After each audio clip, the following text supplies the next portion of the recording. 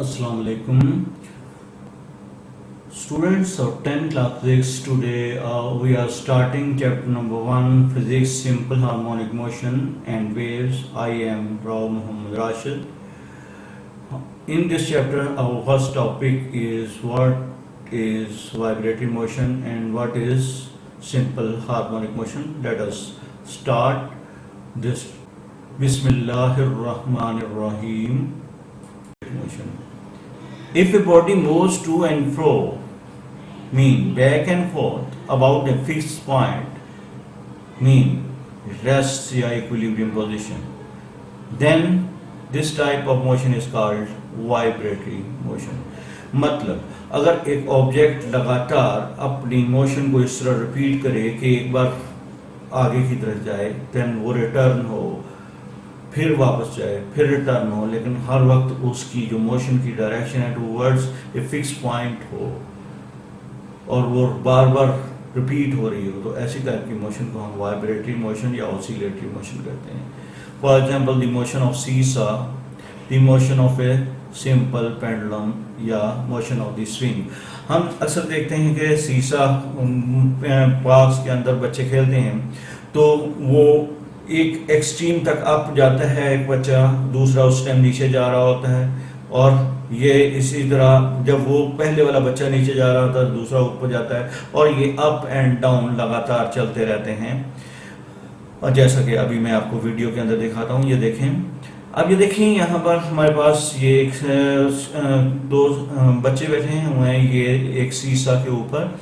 ये हम इसका एक मॉडल दिखा रहे हैं.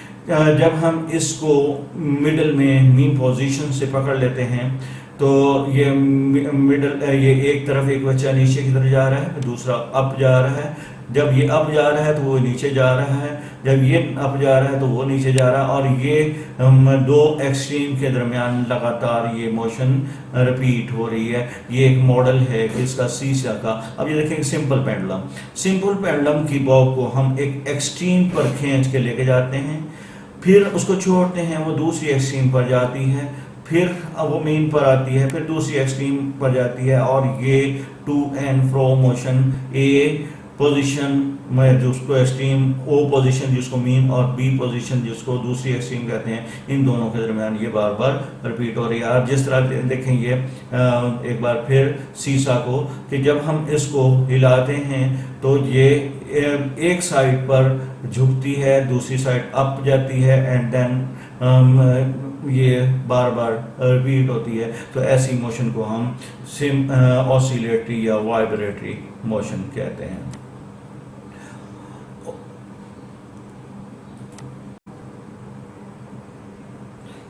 स्टूडेंट्स, हमारे पास ऑसिलेटरी मोशन दो टाइप की होती है, एक सिंपल हार्मोनिक मोशन, एक डैम्प्ड ऑसिलेशन.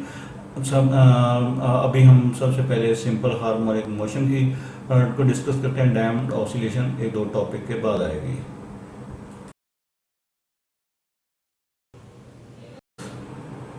जी स्टूडेंट्स, जो पहला है इसमें simple harmonic motion. Such type of vibratory motion in which acceleration of the body is directly proportional to the displacement from the mean position, and the direction of this acceleration always towards the mean position. पहले definition के इस part को समझते हैं कि ऐसी type की vibratory motion, मतलब वाइब्रेटरी मोशन से बात क्लियर होगी कि टू एंड फ्रो है, in which acceleration of the body is directly proportional to the displacement from the mean position. मतलब जैसा कि हमने इस एग्जाम्पल के अंदर देखा कि ये एक मीन पोजीशन है और ये ए और बी उसकी एक्सट्रीम पोजीशन है.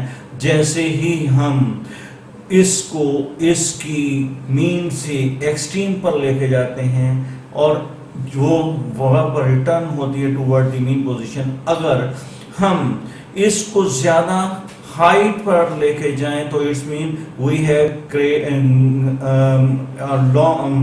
मोर displacement from the mean position, और डिस्प्लेसमेंट जितना ज़्यादा होगा मीन पोजीशन से ये उतनी ही स्पीड से टूवर्ड्स द मीन पोजीशन की तरफ आएगा, और जितना ये स्लो हम करीब करीब मतलब रखेंगे मीन पोजीशन से उतना ये स्लो स्लो चलेगा। जितना हम फॉर एग्जांपल यहाँ पर एक्सट्रीम पर ले जाते हैं, तो जब हम इसको एक मैक्सिमम एक्सट्रीम पर लेके जाते हैं तो वो जब वापस आता है तो उतनी ही स्पीड से वापस आता है, लेकिन ये याद रखना है कि इसकी आने और जाने का जो टोटल टाइम है वो वही रहेगा जो कि हमारे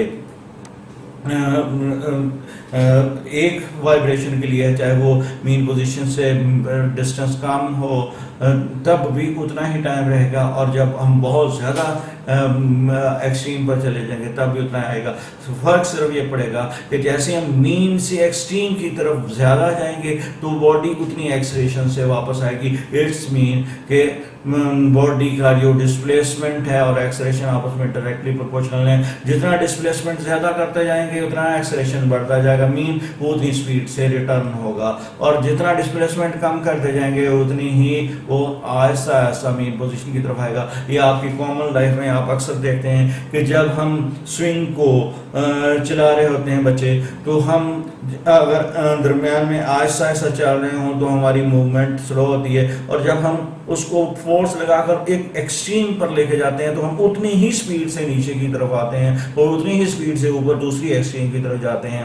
तो ये बात ज़हन में रखने की है कि हमारे एक्सट्रीम से एक एक्सट्रीम से दूसरी एक्सट्रीम तक जाने और फिर वापस पहली एक्सट्रीम पर तक आने के लिए टाइम हमेशा, अगर हम उसकी लेंथ मेंटेन रखते हैं तो सेम ही रहता है, लेकिन अगर वो हम उसको कम हाइट पर लेके जाते हैं तो वो स्लो आएगा, अगर हम उसको ज़्यादा हाइट पर लेके जाते हैं तो स्पीड से आएगा। तो पहली बात क्लियर होगी कि acceleration directly proportional to the displacement from the mean position. अब इसकी दूसरा पार्ट है टाइप ऑफ वाइब्रेशनल मोशन, मतलब सिंपल हार्मोनिक मोशन कब हो गया? When the net force is directly proportional to the displacement.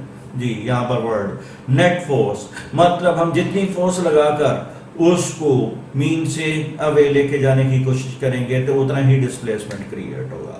Clear obvious बात है कि जितनी फोर्स ज़्यादा होगी हम उसको मीन से एक्सट्रीम तक तभी लेके जा सकेंगे जब फोर्स बढ़ेगी। फोर्स बढ़ाते जाएंगे हम मीन पोजीशन पर चलते जाएंगे, मीन पोजीशन से दूर चलते जाएंगे। अब यही एग्जांपल स्विंग की या पेंडुलम की कि हम उसको आहिस्ता लेके जाते हैं तो हमें कम फोर्स लगानी पड़ेगी, अगर हम उसको बहुत ज़्यादा अप लेके जाते हैं तो हमको फोर्स भी ज़्यादा लगानी पड़ेगी। नेट फोर्स ज़्यादा होगी, डिस्प्लेसमेंट ज़्यादा होगा, डिस्प्लेसमेंट ज़्यादा होगा तो ऊपर वाली जो फर्स्ट पोर्शन डेफिनेशन का पड़ा है एक्सेलेरेशन ज़्यादा होगी। इट्स मीन तीन बातें आ गई, acceleration, net force and displacement, तीनों एक दूसरे से इंटर रिलेट करती हैं कि एक्सेलेरेशन कब ज़्यादा होगी जब डिस्प्लेसमेंट ज़्यादा होगा, डिस्प्लेसमेंट कब ज़्यादा होगा जब नेट फोर्स ज़्यादा होगी, नेट फोर्स ज्यादा होगी तो डिस्प्लेसमेंट क्रिएट होगा, डिस्प्लेसमेंट क्रिएट होगा तो एक्सेलेरेशन क्रिएट होगा।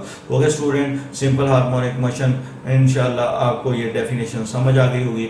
इंशाल्लाह अब हम नेक्स्ट लेक्चर में मैथ्स ऑफ स्प्रिंग सिस्टम को डिस्कस करते हैं। उस वक्त के लिए अस्सलाम वालेकुम।